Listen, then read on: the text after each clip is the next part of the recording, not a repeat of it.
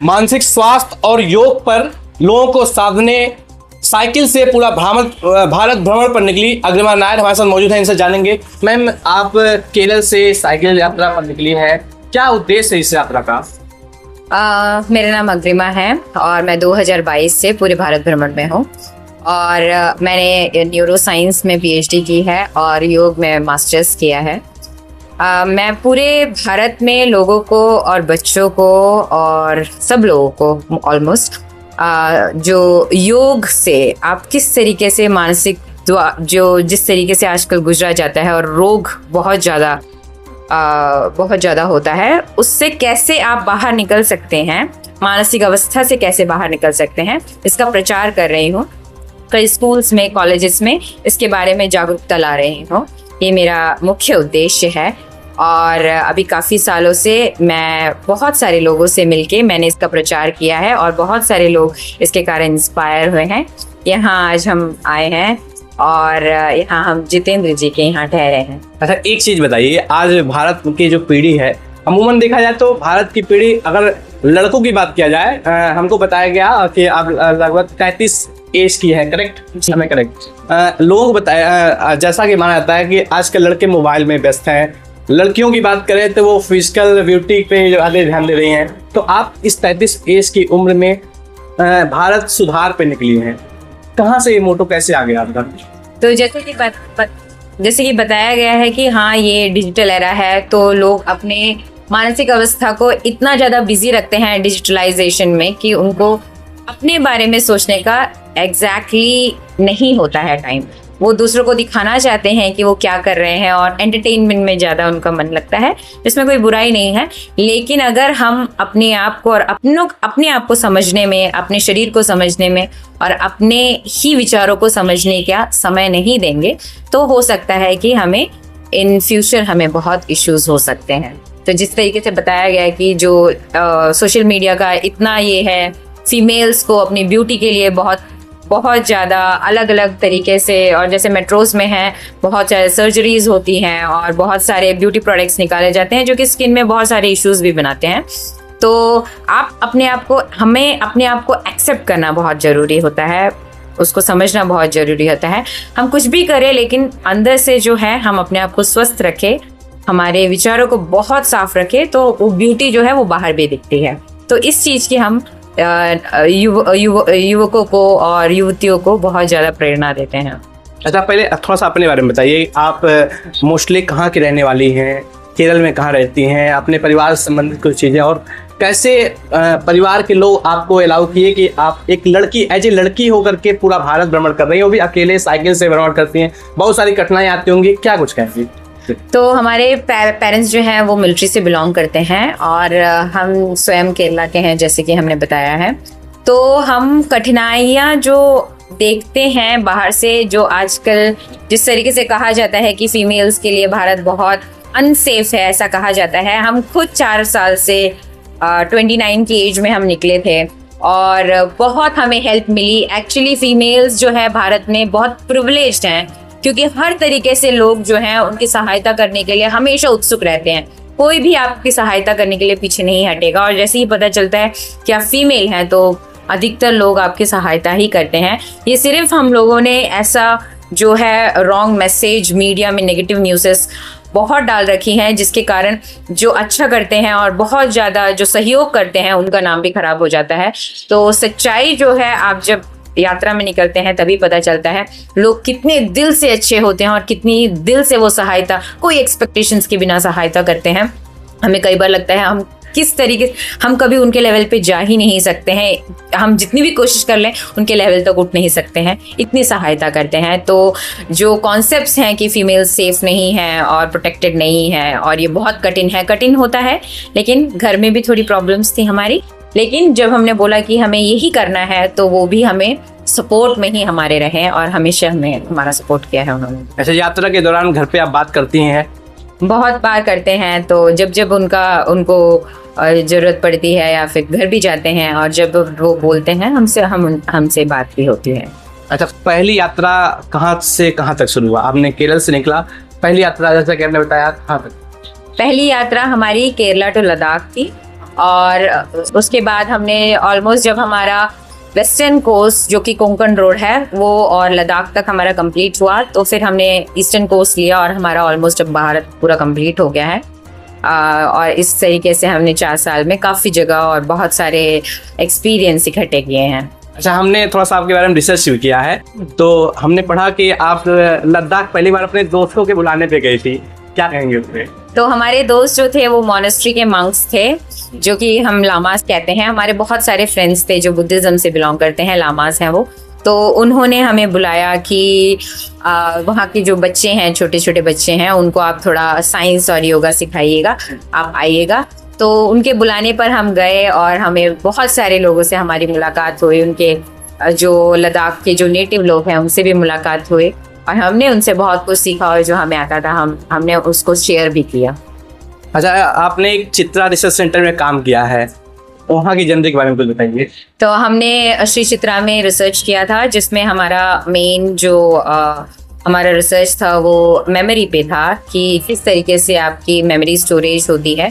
पूरा neuroscientific related था और हमारा work basically psychiatric disorder Alzheimer's में था। किस तरीके से लोगों को आजकल भूलने की बीमारी बहुत ज़्यादा होती है, तो कैसे आपका जो ब्रेन है वो आपकी आवश्यकता वाली जो चीज़ें हैं उसको बिल्कुल भुला करके, जो लॉन्गर टर्म में हो, साइकेट्रिक डिसऑर्डर्स बहुत होते हैं, साइकोलॉजिकल डिसऑर्डर्स बहुत होते हैं, उससे किस तरीके से आप बाहर निकल सकते हैं और मेमोरीज कैसे स्टोर होती है, इन सब के विषय में हमने रिसर्च की। आप मानसिक स्वास्थ्य और योग की छात्र रही हैं, आपने शोध भी किया इस पे। एक चीज बताइए, आज का समाज जो है, खासकर माताएं जो है, बच्चे अगर भोजन नहीं कर रहे हैं या फिर कोई समस्या परेशानी कर रहे हैं, उनको आसानी से मोबाइल पकड़ा देती हैं। लगभग 1 से 2 साल के बच्चे, अगर 1 साल जिसका पूरा भी नहीं हुआ वो भी मोबाइल की लत में आ गया है और कहीं ना कहीं वो अपने लाइफ को एक गलत दिशा में मोड़ रहा है। ऐसे बच्चों को मोबाइल से दूर करने के लिए माताएं क्या कर सकती हैं, क्या करें अपने? तो आजकल की जो माताएं हैं उनका सबसे बड़ा जो ट्रबल है वो होता है बच्चों को किसी न किसी तरीके से खाना खिलाना। तो वो अभी रिवार्ड्स, जो हमारी ब्रेन है वो रिवार्ड सिस्टम में काम करता है। तो आज पहले क्या था कि भूखमरी थी और बच्चों को खाना नहीं दिया जाता था, तो बच्चों के सामने प्लेट रखने से वो खुद ही खा लेते थे। आजकल क्या है, उनका माइंड डाइवर्ट करके जो भोजन है उसमें से डाइवर्ट करके मोबाइल में लगा के वो जो खाते हैं उसका उनको पता नहीं होता है क्या खा रहे हैं, और माताओं को जल्दी जल्दी काम खत्म करना होता है कि बच्चा कुछ ना कुछ खा ले। इंटरप्ट हूँ, आप थोड़ा सा रोकेंगे यहाँ पे। अमूमन हम लोग मनोविज्ञान में पढ़े हुए हैं कि 1.5 साल का बच्चा असज्ञेय होता है, तो उसको डाइवर्ट कैसे किया सकता है, कैसे वो मोबाइल में डाइवर्ट हो गया? तो मोबाइल आजकल देखिए, म्यूटेशन एक ऐसी चीज है जो कि आपके दिमाग में जो पहले हुआ करता था वो दिमाग नहीं है। आप जो इंडस्ट्री है और टेक्नोलॉजी है वो बहुत बढ़ गई है। जैसे हम पहले जब 12th में या फिर कॉलेज के जो स्टूडेंट्स पढ़ते थे वो आजकल के 1st क्लास 2nd क्लास के बच्चे पढ़ते हैं। ऐसे ही जो छोटे बच्चे हैं आजकल बहुत अच्छे तरीके से टेक्नोलॉजी यूज करते हैं और अच्छे तरीके से आप कोई भी देखेंगे, कंप्यूटर हो या फिर मोबाइल हो, वो बहुत अच्छे तरीके से ऑपरेट कर सकते हैं, क्योंकि हमारा ब्रेन उतना एंगेज हो गया है और उतना म्यूटेट हो गया, एडवांस हो गया है। तो बच्चे जो हैं बहुत एडवांस हो गए हैं, लेकिन डिजिटलाइज करने से ये होता है कि उनकी क्रिएटिविटी बहुत ज़्यादा हद से ख़त्म हो जाती है, क्योंकि वो नेचर से जुड़ नहीं पाते हैं और अपना जो बॉक्स होता है वो सिर्फ डाटा कलेक्शन में रहता है। कभी भी जो यूनिवर्स है या फिर नेचर्स है, बहुत सारी चीज़ों से वो जुड़ नहीं पाते हैं। तो उसमें से ब्रेक लेना बहुत ज़रूरी होता है। जब आपका माइंड कंटिन्यूसली इतना चलेगा तो आपकी हैबिट हो जाएगी और एक एज के बाद बच्चे डिप्रेशन में चले जाएंगे। वो डिप्रेशन में 12 बजे के, अब 12 से ऊपर के एज के होंगे तो उनको लगेगा कि वो कुछ नहीं कर रहे हैं, तो बोर हो जाएंगे और बच्चे जो हैं वो लेजी हो जाएंगे, क्योंकि उनका फिजिकल एक्टिविटी बहुत कम हो रहा है। उनका खाना जो वो कर रहे हैं उसमें उनका ध्यान नहीं है, पूरा का पूरा उनका डिजिटलाइज हो जाएगा और फास्ट चलेगा ब्रेन बहुत। आप परिणाम बता रही हैं, अगर हम कम शब्दों में, व्यवहारिक और आसान शब्दों में पूछें कि माताएं बच्चों को मोबाइल छोड़ने के लिए क्या करें? बच्चों को उनकी फ्रीडम दे पहली तो, क्योंकि बच्चे जो हैं वो खुद जानते हैं उनको क्या करना है। उनके में जबरदस्ती कुछ फीड ना किया जाए। बहुत कॉम्पिटिटिव वर्ल्ड है, ये सोच के हमारा बच्चा जो है वो सबसे फर्स्ट आना चाहिए, इसका प्रेशर नहीं डालना चाहिए बच्चों पे, क्योंकि हर एक बच्चा अपने में बहुत कंप्लीट होता है। तो उनको हमेशा कंपटीशन में डाला जाता है कि इसमें अच्छे रहो, इसमें अच्छे रहो। तो उससे अच्छा है कि उनको बस खुला छोड़ दो, और खुला छोड़ दो। और जो पेरेंट्स खुद अपनी तरीके से इतना डिजिटलाइज हो चुके हैं, वो अपने बच्चों के साथ ज़्यादा टाइम बिताएं। इससे अच्छा कोई नहीं हो सकता है डिजिटलाइज हटाने का। तो जो मोबाइल जो माताएं अपना यूज़ करती हैं उसको हटाइए, जो टीवीज यूज़ करती हैं उसको हटाइए, और अपने बच्चे के साथ ज़्यादा टाइम स्पेंड कीजिए, उनको दूसरे बच्चों के साथ खेलने ज़्यादा दीजिए। और जो है फिजिकल एक्टिविटीज़ में जिस तरीके से भी वो खेल सके उसमें ज़्यादा लगाएं। अच्छा, कुछ 3-4 वाक्यों में अगर पूछा जाए, जो सामान्य व्यक्ति एंजाइटी से आज समाज में बहुत ज़्यादा झेल रहा है, चाहे वो व्यवसाय से हो या शिक्षा संबंधित जुड़ा हो या किसी भी व्यवसाय में हो, किसी भी फील्ड में हो, कैसे दूर किया जाए, एंजाइटी कैसे दूर किया जाए? एंजाइटी के बहुत सारे तरीके हैं, जिससे लाभ होता है वही करना चाहिए। दूसरा, जो हम किसी के फॉलोअर्स नहीं हैं, जो ये कर रहा है वही हमें करना है, ऐसा कुछ नहीं है। हमें जो पसंद है वही करना है। अगर आपको ट्रैवलिंग पसंद है, ट्रैवलिंग करें। अगर आपको आर्ट्स पसंद है, किसी भी चीज़ का आर्ट्स कर सकते हैं।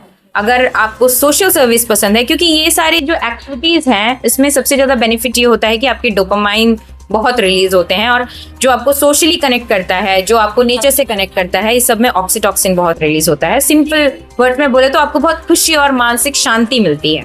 तो ऐसी चीज़ों को ज़्यादा करना चाहिए जिससे कि आपको तृप्ति मिले। दूसरों की सहायता करनी चाहिए, और ज़्यादा आर्टिस्टिक जैसे कला हो गई, इन सब में आप ज़्यादा टाइम निकालेंगे तो उतना ही आपका मन जो है वो शांत रहेगा। अभी आप अपने साइकिल से नेपाल की यात्रा पे हैं। जी, नेपाल हमें पूरा करना है, मतलब जितना हो सके हमसे पॉसिबल है, हमारे शरीर से पॉसिबल है, वो मैक्सिमम करने की हम कोशिश करेंगे। वैसे डायरेक्टली हम पशुपतिनाथ जा रहे हैं। नौतनवा पहुंची हैं, नौतनवा आप जितेंद्र जायसवाल जी के वहाँ पहुंची हैं, किस माध्यम से पहुंची हैं? यहाँ पे आपने आपका स्वागत भी किया है, कैसा लगा आपको? नौतनवा बहुत प्यारी अच्छी सिटी है। आज हम बहुत एक्सप्लोर भी करेंगे, बच्चों से भी मिलेंगे, और कल भी मिले थे हम। बहुत अच्छी जगह है, हम यहाँ भाई के यहाँ ठहरे हैं, और बहुत हम साइकिल से आए हैं और पूरा भारत करके आए हैं, बनारस से भी आए हैं। तो नौतनवा बहुत अच्छी जगह है, यहाँ के लोग भी बड़े प्यारे हैं। तो ये थी हमारे साथ जो है अग्रिमा नायर, जिनका स्पष्ट कहना है कि लोगों को मानसिक स्वास्थ्य और योग के प्रति ये जागरूक कर रही हैं। फिलहाल ये नौतनवा में नगर में पहुंची हैं, और यहाँ पे भारतीय जनता पार्टी के वरिष्ठ नेता जितेंद्र जायसवाल के हम लोग कैंप कार्यालय पे मौजूद हैं।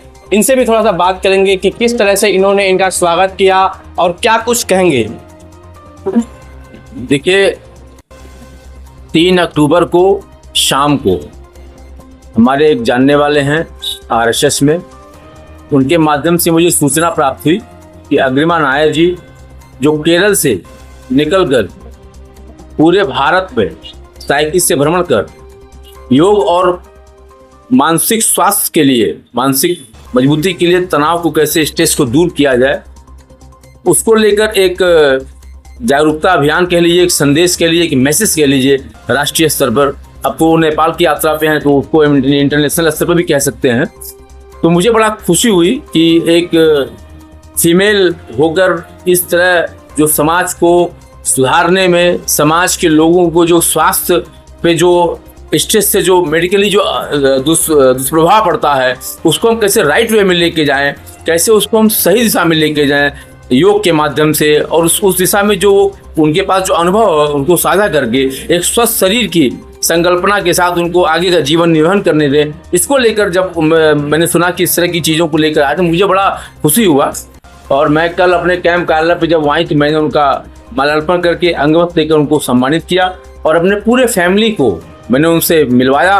और उनका जो प्रेरणादायी व्यक्तित्व है, मैं अपने बच्चों से और अपने फैमिली जो भी मेरे मेंबर्स हैं सबको मैंने कहा कि आप सीखिए, जो कुछ भी इनके पास है वो सीखिए। और मैं अपने मेमोरी से मिलाया, कल वो मेरे पास थी, खाना भी खाई, फिर उसके बाद यहाँ बहुत टाइम बिताया बच्चों के साथ, मेरे फैमिली के साथ, सभी बहुत खुश थे। और मुझे बहुत खुशी, और मैं अग्रिमा नायर जी को बहुत बधाई देता हूँ कि आप आरएसएस के एक अनुषंगिक संगठन से भी जुड़ी हुई हैं। तो निश्चित रूप से जो इनका मोटो है उसका पूरा देश स्वागत कर रहा है। और ऐसे बहुत कम लोग हैं जो समाज को सही दिशा देने के लिए, समाज में जो लोग हैं, जो आम जनता है, आज पूरी दुनिया किसी न किसी स्ट्रेस से, हर व्यक्ति प्रभावित है, और स्ट्रेस से जब प्रभावित होंगे तो मेडिकली आपके फिजिक पे उसका दुष्प्रभाव पड़ेगा, तो निश्चित रूप से बीमारियां गिरेंगी और आपका आगे का जो जीवन है, जो सफर है, वो बहुत दिक्कत भरा होता है। उसको सुधारने के लिए एक पॉजिटिव संदेश लेकर निकली है, इसके लिए मैं इनको बहुत बधाई देता हूँ और उनके आगे की यात्रा के लिए बहुत शुभकामनाएं देता हूँ। आप ऐसे ही काम करते रहिए, हम सभी पूरा देश आपके साथ है। आप देख रहे हैं DVS न्यूज।